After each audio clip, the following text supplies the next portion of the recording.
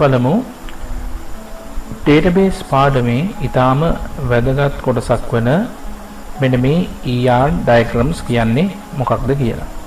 ඇත්තටම ER diagram එකක් කියලා කියන්නේ සරලව පැහැදිලි කරනවා නම් මේක හරියට ගොඩනැගිල්ලක් හදන්න කලින් ඒ ගොඩනැගිල්ලට අදාළ සැලැස්මක් හදා ගන්න ඕනේ. අන්න ඒ වගේ සැලැස්මක් තමයි මේකත්. ඒ කියන්නේ අපි database එකක් හදන්න කලින් ඒ database එකේ සැලැස්ම නිර්මාණය කරගන්න භාවිතා කරන්න යොදා ගන්න යම්කිසි සටහනක් මේක ද්විමාන සටහනක් database එකක් හදන්න යොදා ගන්න. එතකොට මේක අපිට මෙන්න මේ විදිහට පැහැදිලි කරන්න පුළුවන් දත්තපාදකයක් තුළ ඇති භූතාර්ථ සහ එම භූතාර්ථ අතර ඇති සම්බන්ධතාවන්. දැන් භූතාර්ථයක් කියන්නේ අපි දන්නෝ database එකක වගුවක් කියන එක. එහෙනම් මේ භූතාර්ථ සහ තවත් භූතාර්ථ එකිනෙක සම්බන්ධ වෙලා තියෙන්න පුළුවන්. ඒ කියන්නේ වගු එකිනෙක සම්බන්ධ වෙලා තියෙන්න පුළුවන්. මෙන්න මේ විදිහට යම්කිසි දත්තපාදකයක් තුළ මෙන්න මේ භූතාර්ථ එකිනෙක සම්බන්ධ වෙලා තියෙන්නේ කොහොමද? එතකොට නැත්නම් මේ වගු එකිනෙක සම්බන්ධ වෙලා තියෙන්නේ කොහොමද කියන එක තාර්කිකව නිරූපණය කරන්න යොදා ගන්න යම්කිසි ආකෘතියක් තමයි මේ ER diagram එකක් කියලා කියන්නේ. මේකේ පැහැදිලි කරලා තියෙන විදිහට දත්තපාදකයක් තුළ ඇති භූතාර්ථ සහ එම් භූතාර්ථ අතර ඇති සම්බන්ධතාවන් තාර්කිකව චිත්‍රමය ආකාරයට නිරූපණය කිරීමට යොදා ගන්නා සටහනකි. මේ පහලින් ඔබට දකින්න ලැබෙන්නේ මේ වගේ සටහනක්. එතකොට මේ වගේ සටහනක් අපි අඳින්නේ කොහොමද කියන එක තමයි අද පාඩමින් සාකච්ඡා කරන්න බලාපොරොත්තු වෙන්නේ. එතකොට ඔබට පේනවා ඇති මේකේ සලකුණු තියෙනවා. එතකොට මේ සලකුණු භාවිතා කරන විදිය කොහොමද කියන එක අපි මේ පාඩමේදී ඉදිරියේදී සාකච්ඡා කරනවා. එතකොට ER diagram එකක් අඳින්න යොදා ගන්න සංරචක නැත්නම් සලකුණු ටික අපි ඉස්සෙල්ල අඳුන ගමු. ඒතර ER diagram එකක් අඳින්න යොදා ගන්න සලකුණු වර්ග අපි 4ක් ගැන කතා කරනවා. මේකට අපි කියනවා භූතාර්ථ සලකුණ, entity කියන එක. මේ තියෙන්නේ උපලක්ෂණ සලකුණ නැත්නම් attribute සලකුණ. මේ තියෙන්නේ සබැඳියක් නැත්නම් සම්බන්ධතාවක්. relationship එකක් නිරූපණය කරන්න යොදා ගන්න සලකුණ මේ තියෙන්නේ යම්කිසි රේඛාවක්. ඒ කියන්නේ මෙන්න මේ ඉහළින් දක්වලා තියෙන සලකුණු එකිනෙක සම්බන්ධ කරන්න යොදා ගන්න රේඛාවක්. එතකොට මේ සලකුණු කොහොමද අපි යොදාගන්නේ? මේ වගේ සටහනක් අඳිනකොට මේ සලකුණු කොහොමද අපි යොදාගන්නේ? හරි, අපි ඉදිරියට යමු. දැන් entity එකක් කියලා කියන්නේ මෙන්න මේ ER diagram එකක තියෙන ප්‍රධානතම සලකුණක්. එතකොට යම්කිසි පද්ධතියක right පද්ධතියක් කියලා කියන්නේ යම්කිසි අපි අලුතින් database එකක් හදන්න හිතාගෙන ඉන්න යම්කිසි සමාගමක් වෙන්න පුළුවන්, යම් ස්ථානයක් වෙන්න පුළුවන්. උදාහරණයක් විදිහට ඔබට පාසලට database එකක් හදන්න ඕන නම් ඒ අවස්ථාවේදී අපි සලකන්නේ පාසල තමයි පද්ධතිය. ඒතකොට පාසල කියන පද්ධතියට තමයි අපි database එක හදන්නේ. ඒ නිසා පද්ධතිය කියලා කියන්නේ අපි database එකක් නිර්මාණය කරන්න අදහස් කරන ස්ථානෙ වෙන්න පුළුවන්. එතකොට මෙන්න මේ භූතාර්ථ කියලා කියන්නේ යම්කිසි පද්ධතියක තනිව පවතින්න පුළුවන් වස්තුන් මොනවද කියන එක. right? තනිව පවතින්න පුළුවන් වස්තුන් තමයි ඇත්තටම යම්කිසි පද්ධතියක entity විදියට එන්නේ. දැන් උදාහරණයක් විදියට භෞතිකව පවතින වස්තු තියෙන්න පුළුවන්. උදාහරණයක් විදියට පුද්ගලයෙක්, ගොඩනැගිල්ලක්. අපි ගොඩනැගිල්ල අපිට භෞතිකව තියෙන බව පේනවා. අපිට ස්පර්ශ කරලා බලන්න පුළුවන්. පුද්ගලයෙක් භෞතිකව ඉන්න බව පේනවා. ස්පර්ශ කරලා බලන්න පුළුවන්. ඒ වගේ භෞතිකව තියෙන වස්තු වෙන්න පුළුවන්. ඒ වගේම සමහර වස්තු තියෙන්න පුළුවන් සංකල්පීය වශයෙන්. ඒ කියන්නේ ඒක අපිට භෞතිකව ස්පර්ශ කරන්න බෑ, නමුත් පවතිනවා. දැන් උදාහරණයක් විදියට ඔබ පාසලේ පෙනී සිටින විෂයක් හිතන්නකෝ. ඒ විෂය අපිට ස්පර්ශ කරන්න බෑනේ. හැබැයි විෂය කියන එක සංකල්පයක් විදියට පවතින වස්තුවක්. right? එතකොට යම් කිසි රැකියාවක්. දැන් රැකියාවන් විවිධාකාරයේ රැකියාවන් තියෙනවා. right? එතකොට වෛද්‍යවරයා කියන එක රැකියාවක්. එතකොට ගුරුවරයා කියන එක රැකියාවක්. එතකොට ඒවා භෞතිකව පවතින වස්තු. එතකොට පද්ධතියක් තුළ මෙන්න මේ වගේ තනිව පවතින්න පුළුවන් වස්තුන් හඳුන්වන්න අපි entity කියන එක යොදා ගන්න. ඒ නිසා මේක ඔබට යම් පද්ධතියක් විශ්ලේෂණය කරනකොට බොහොම ලේසියෙන් අඳුර ගන්න පුළුවන් තනිව පවතින්න පුළුවන් දේවල් මොනවද? අපි ඒව තමයි භූතාර්ථ විදියට හඳුනගන්නේ. එතකොට මේ භූතාර්ථයක් නිරූපණය කරන්න යොදා ගන්න සලකුණු තමයි මේ තියෙන්නේ. භූතාර්ථයක් නිරූපණය කරන්න යොදා ගන්න ඕනේ ඍජු කෝණාශ්‍ර සලකුණ. ඒ ඍජු කෝණාශ්‍ර සලකුණ තුල භූතාර්ථයේ නම සටහන් කරන්න ඕන. එතකොට මේ නම සටහන් කරනකොට විශේෂයෙන්ම මේ භූතාර්ථයේ නම ඒක වචන ආකාරයෙන් සටහන් කරන්න මතක තියාගන්න. දැන් ඔබට පේනවා ඇති මෙතන උදාහරණ තුනක් තියෙනවා.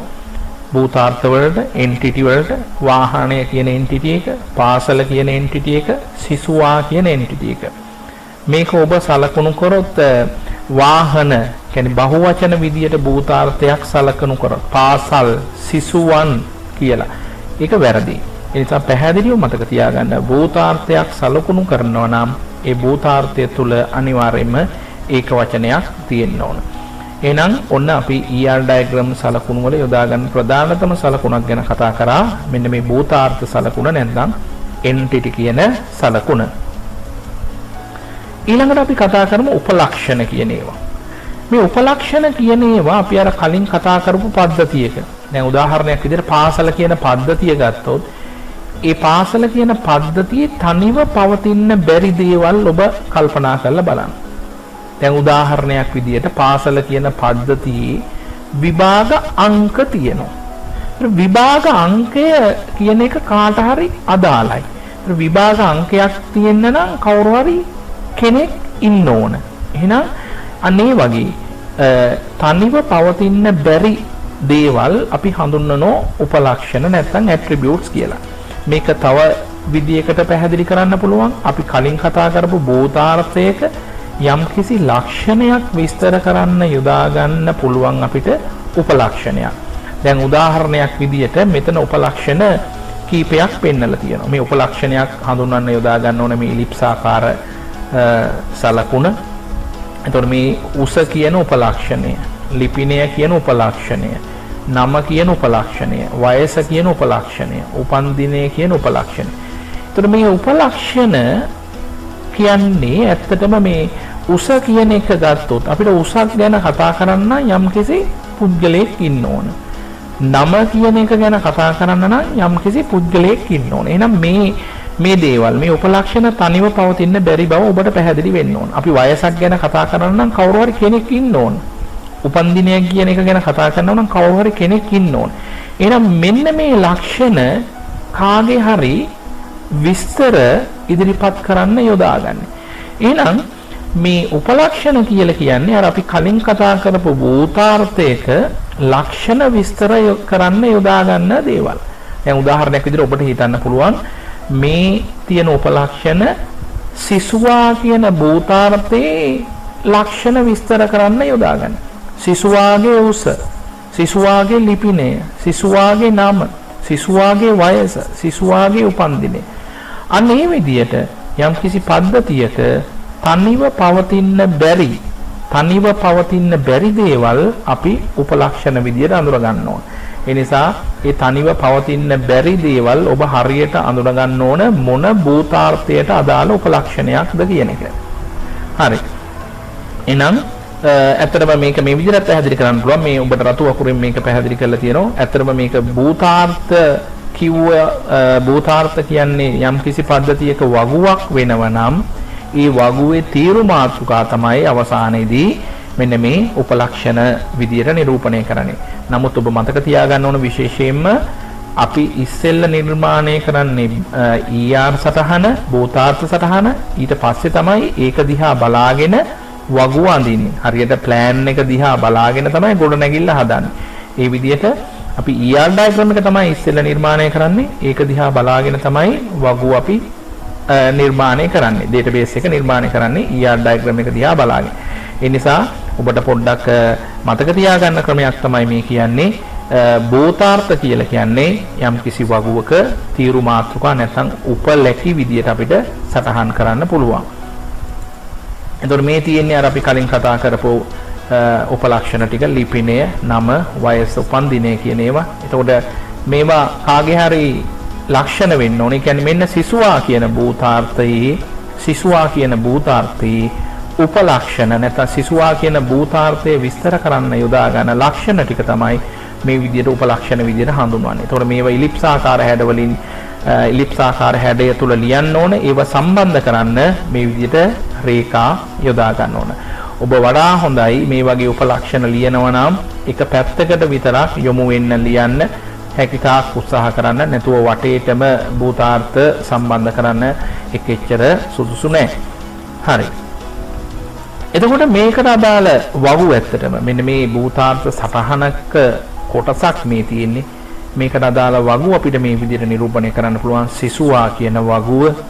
එතකොට මේ සිසුවා කියන වගුව තමයි මේ භූතාර්ථය විදිහට අපි හඳුනාගත්තේ. එතකොට මේ භූතාර්ථයේ තියෙන උපලක්ෂණ බලන්න මේ වගුවේ තීරු මාතෘකා නම, ලිපිනය, වයස, උපන්දිනය කියන එක. අපි යමු ඊළඟ උදාහරණයට. මේ තියෙන්නේ පොත කියන භූතාර්ථය. එතකොට මේ පොත කියන භූතාර්ථයේ ලක්ෂණ විස්තර කරන්න යොදා ගන්න ISBN අංකය, පොත් වර්ගය. එතකොට මේ ඔබට පේනවා ඇති මේ උපලක්ෂණයේ විශේෂත්වයක්. මේ උපලක්ෂණයේ ISBN අංකය කියන එක යටින් ඉරක් ඇඳලා තියෙනවා. මේ ඉරක් අඳින්නේ සාමාන්‍යයෙන් ප්‍රාථමික යතුරට අදාළ උපලක්ෂණේ. මේක ඔබ හොඳට මතක තියාගන්න. ඔබේ භූතාර්ථයේ ප්‍රාථමික යතුරක් සහිත උපලක්ෂණයක් තියෙනවා නම් ඒ යටින් අනිවාර්යයෙන්ම මේ විදිහට ඉරක් අඳින්න ඕන. එතකොට මේකට අදාළ වගුව තමයි මේ තියෙන්නේ. පොත කියන වගුව. එතකොට ඒකට අදාළ තීරු මාතෘකා ISBN අංකය, මේ උපලක්ෂණයට අදාළ උපලැකිය, පොත් වර්ගය, ISBN අංකය තමයි මේකේ ප්‍රයිමරි කී එක. ඉතින් වගුවෙත් අපි අන්ඩර්ලයින් කරාට ප්‍රශ්නයක් නැහැ. නමුත් මතක තියාගන්න ER diagram එකක අනිවාර්යයෙන්ම ප්‍රාථමික උපලක්ෂණය යටින් මේ වගේ ඉරක් අඳින්න ඕන. ඊට පස්සේ අපි එමු සබඳියා කියන relationships. එතකොට මේ relationship සාමාන්‍යයෙන් යොදාගන්නේ වගු දෙකක් සම්බන්ධ කරන්න. ඔබ දන්නව වගු දෙකක් අතර පවතින්න පුළුවන් සම්බන්ධතා වර්ග තුනක් අපි ඉගෙනගෙන තියෙනවා. one to one, one to many, many to many ආකාරයෙන්. ඒතර යම් වගු දෙකක් එකිනෙක සම්බන්ධ වෙනවා නම් ඒ සම්බන්ධ වෙන එක පෙන්눔 කරන්න නැත්නම් ඒ වගු දෙක අතර පවතින සබඳියාව පෙන්눔 කරන්න තමයි මෙන්න මේ සබඳියා සලකුණ යොදාගන්නේ. දැන් මේ සබඳියා සලකුණට යොදාගන්නේ රොම්බසයක් නැත්නම් කිරිබත් කොටුවක සලකුණ. එතකොට මේ සබඳියාව ක්‍රියාපදයක් විදියට ලියන්න ඕන. ක්‍රියාපදයක් විදියට මේක ලියන්න ඕන. උගන්වනවා, බලන්න මෙතන මේ තියෙන උගන්වනවා, සහභාගී වෙනවා, ලියාබන්දි කරනවා. විශේෂයෙන් මතක තියාගන්න මේකේ ක්‍රියාපදය නිවැරදිව සඳහන් කරන්න ඕන.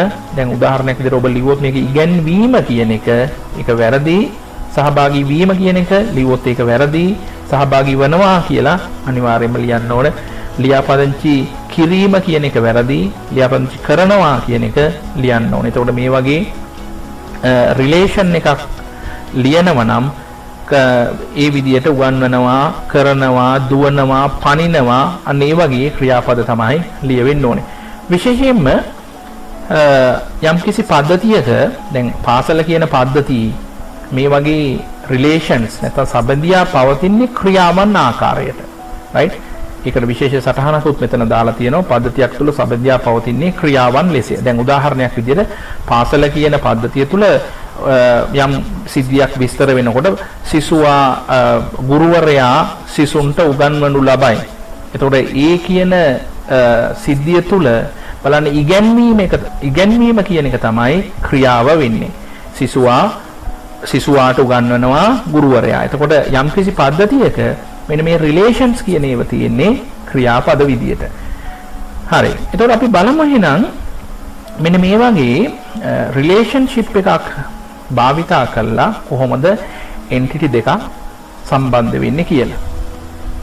මෙතන තියෙන උදාහරණයක්. මේ ගුරුවරයා සිසුවා කියන එන්ටිටි දෙක. හරි. දැන් පාසල කියන පද්ධතියේ මේ එන්ටිටි දෙක පවතින්න පුළුවන්. එතකොට මේ ගුරුවරයා සහ සිසුවා කියන භූතාර්ථ දෙක එන්ටිටි දෙක සම්බන්ධ වෙනව නම් එතකොට අපිට පෙන්눔 කරන්න පුළුවන් මෙන්න මේ විදිහට මේ ලිප්ස් මේ ඍජුකෝණාංශ සලකුණු දෙක සම්බන්ධ කරන රොම්බස් එක සලකුණු යොදාගෙන තියෙන ගුරුවරයා උගන්වනවා කියන රිලේෂන් එකත් එක්ක තමයි සිසුවා කියන එන්ටිටි එක සම්බන්ධ වෙන්නේ. නැවත බලන්න ගුරුවරයා සහ සිසුවා කියන එන්ටිටි දෙක සම්බන්ධ වෙන්නේ උගන්වනවා කියන රිලේෂන් එකකින්. ඇත්තටම මේක ලස්සන වාක්‍යයක් විදිහට කියවන්න පුළුවන් වෙන්න ඕන. ඔබ නිවැරදිව යෙදුවොත් මේක ලස්සන වාක්‍යයක් විදිහට කියවන්න පුළුවන් වෙන්න ඕන. මේ විදිහට ගුරුවරයා උගන්වනවා සිසුවාට. ගුරුවරයා උගන්වනවා සිසුවාට. හැම විටම ඔබ යම්කිසි භූතාර්ථ දෙකක් සම්බන්ධ කරාට පස්සේ රිලේෂන් එකක් යොදාගෙන ඒකේ ලස්සන වාක්‍යයක් කියවෙන්න ඕන. ඉතින් අර්ථවත් වචන මේ රිලේෂන් එක සඳහා යොදා ගන්න ඕන. අනිත් කාරණාව තමයි මෙන්න මේ රිලේෂන් එකේ වර්ගය.